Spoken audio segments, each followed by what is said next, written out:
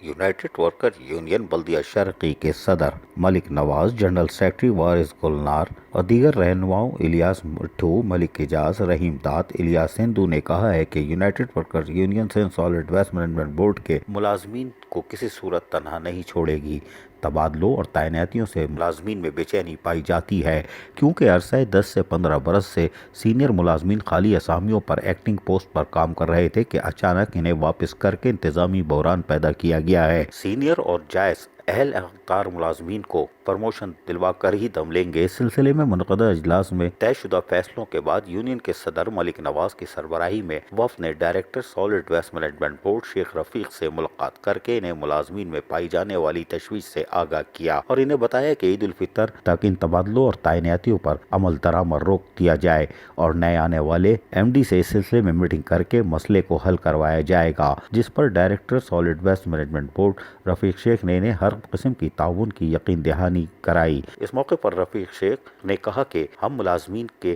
حقوق کے تحفظ کے لیے ہی بیٹھے ہیں، جو کہ شہر کی خدمت کرتے ہیں۔ کسی کو بھی اعتراض نہیں ہوگا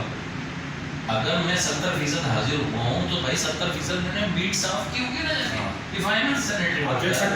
میں جا کے چیک کر لوں، ختم ہو گئی بات، کسی سے بھی پوچھنے کی ضرورت نہیں ہے اس میں۔ اور یقیناً یونین رہنماؤں کے ہونے والے تبادلہ خیال کے بعد M D solid waste management جو کہ گزشتہ روز ہی تعینات ہوئے ہیں، وہ بھی ابھی مسائل کو دیکھیں گے اور مسائل کے حل کے لیے کوششوں کریں گے۔ عزیز عارف، KBS بلدیاتی نیوز، کراچی۔